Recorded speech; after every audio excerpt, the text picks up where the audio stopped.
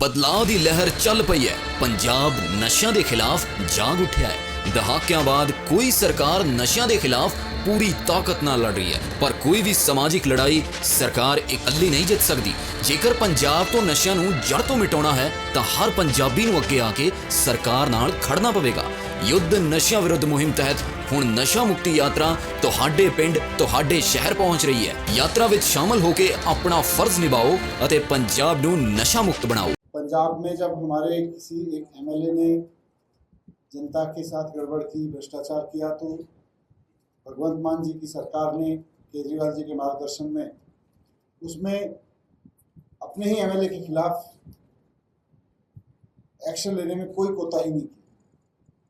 यही अरविंद केजरीवाल जी की राजनीति है, यही भगवंत मान जी की सरकार का। और दिल्ली में जब हमारी सरकार थी तो दिल्ली की हमारी सरकार का एक मोटो था कि भ्रष्टाचार बर्दाश्त नहीं होगा, भ्रष्टाचार में कोई भी लिप्त पाया जाएगा, जो भी जनता के साथ गद्दारी करेगा उसको छोड़ा नहीं जाएगा, वो कहीं हो कोई हो।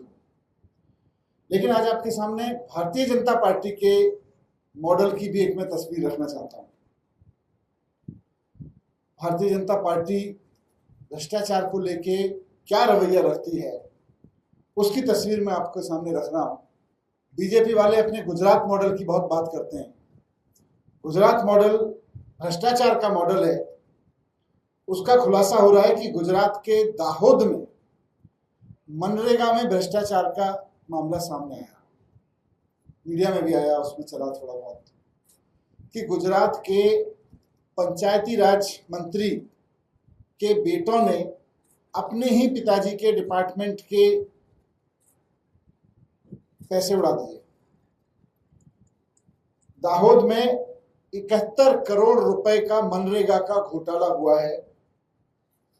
और ये महाघोटाला इसलिए है, ये सिर्फ घोटाला नहीं है, एक महाघोटाला है, क्योंकि भारतीय जनता पार्टी के मंत्री के बेटों ने अपने ही पिताजी के डिपार्टमेंट में ये 71 करोड़ का घोटाला किया है और वो पकड़े गए।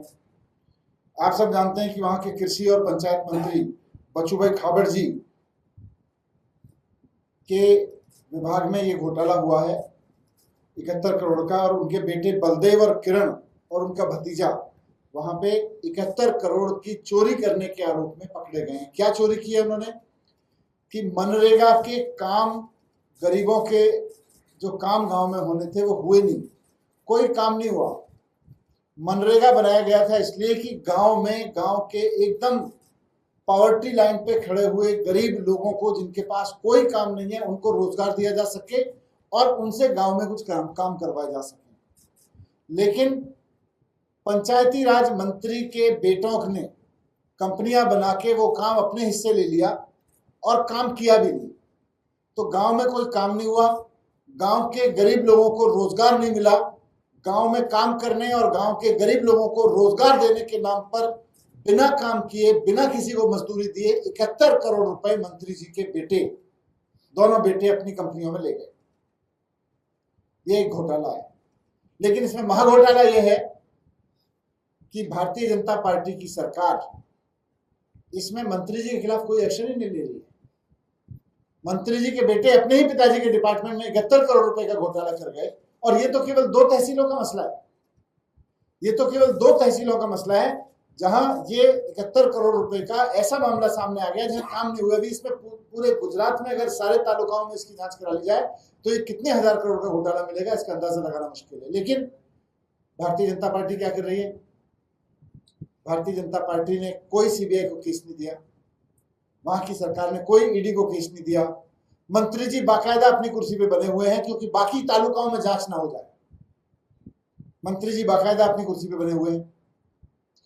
तो ऐसे में जब मंत्री जी खुद कुर्सी पे बने हुए हैं, उनके बेटे उन्हीं के डिपार्टमेंट में भ्रष्टाचार करने के आरोप में गुजरात की पुलिस की गिरफ्त में है, वैसे में मंत्री जी का इस्तीफा क्यों नहीं लिया जा रहा?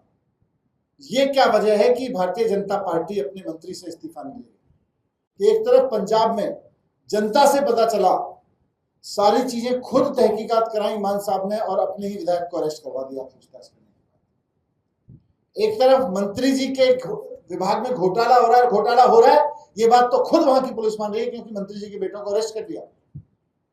लेकिन भारतीय जनता पार्टी अपने मंत्री के खिलाफ कोई एक्शन नहीं लेगी। वो पद पे बने रहेंगे। उनके बेटे वहां 71 करोड़ रुपए की लूट लेके ले गए 2 तालुकाओं में, और मंत्री जी पद पे बने हुए हैं। तो एक तो सवाल ये भारतीय जनता पार्टी से कि जब बेटों की कंपनियों ने 71 करोड़ रुपए चोरी कर लिए और पुलिस खुद मानती है कि ये करप्शन हुआ, तो मंत्री जी कुर्सी पे क्यों बने हुए हैं? ये भारतीय जनता पार्टी की क्या मजबूरी है? बाकी सारी तालुकाओं में जांच क्यों नहीं कराई जा रही? ये मामला सीबीआई और ईडी को अब तक क्यों नहीं सौंपा गया? और सबसे बड़ी चीज, गुजरात के बारे में कहा जाता है कि वहां की सरकार अमित शाह जी और मोदी जी बिना पूछे कुछ नहीं करती। तो क्या ये जो भ्रष्टाचार हुआ कि मंत्री जी के बेटों की कंपनियों को 71 करोड़ रुपए के ठेके 2 तालुकाओं में दे दिए गए और गरीब लोगों की वेजेस और गरीब लोगों का, गांव के लोगों का काम मारा गया, ये मोदी जी और अमित शाह से पूछ के हुआ था? इस पे मोदी जी को भी जवाब देना चाहिए, अमित शाह जी को भी देना चाहिए। लेकिन एक्सपोज तो बुरी तरह से भारतीय जनता पार्टी इसमें हो रही है, क्योंकि मंत्री जी को पद पे बनाए हुए है और मामला ना ईडी को दे रही है ना सीबीआई को दे रही है। केवल गुजरात पुलिस थोड़े दिन की लीपापोती करके उनके बेटों को निश्चित रूप से हम सबको पता है छोड़ ही देगी।